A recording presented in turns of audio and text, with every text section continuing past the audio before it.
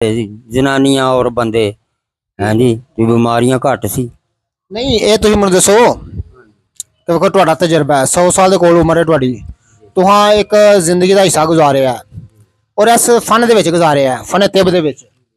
ਤੇ ਇਹ ਦੱਸਣਾ ਹੈ ਕਿ ਪਹਿਲਾਂ ਲੋਕੀ ਸਾਦਾ ਜਦੋਂ ਇਲਾਜ ਕਰਦੇ ਸਨ ਤੇ ਉਹ ਕਿਸ ਤਰ੍ਹਾਂ ਦੇ ਇਲਾਜ ਹੁੰਦੇ ਹਨ, ਜ਼ਰਾ ਸਾਡੇ ਨਾਜ਼ਰੀਨ ਨੂੰ ਦੱਸਿਆ ਜੇ। ਮੈਂ ਅਕਸਰ ਜਦੋਂ ਗੱਲ ਕਰਦਾ ਨਾ ਕਦੀਮ ਦੌਰ ਦੀ, ਪੁਰਾਣੇ ਦੌਰ ਦੀ, ਤੇ ਕਈ ਲੋਕ ਮੈਨੂੰ ਕਮੈਂਟ ਕਰਕੇ ਨਾ ਮੇਰਾ ਮਜ਼ਾਕ ਉਡਾਉਂਦੇ ਨੇ ਕਿ ਵੇਖੋ ਜੀ ਦੁਨੀਆ ਕਿੱਥੇ ਦੀ ਕਿੱਥੇ ਪੜ ਗਈ ਹੈ ਤੇ ਹਕੀਮ ਸਾਹਿਬ ਕਿਹੜੀਆਂ ਗੱਲਾਂ ਪੇ ਕਰਦੇ ਨੇ।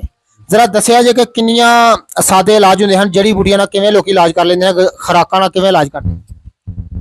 ਇਹ ਜਨਾਬ ਗੱਲ ਹਕੀਮ ਸਾਹਿਬ ਸੱਚੀ ਕਰਦੇ ਆ, ਤੇ ਬਿਲਕੁਲ ਸਾਦੀਆਂ ਬੂਟੀਆਂ ਦੇ ਨਾਲ ਜਾਂ ਉਹਦਾ ਕਾਹਵਾ ਪੀ ਲੈਣਾ ਜਾਂ ਕੋਈ ਨਮਕ ਜਿਹੜਾ ਹੈ ਇਹਦੇ ਨਾਲ ਕਈ ਇਲਾਜ ਹੋ ਜਾਂਦੇ ਆ। ਇਹਨੂੰ ਗਰਮ ਕਰਨਾ, ਪਾਣੀ 'ਚ ਡੋਬਣਾ।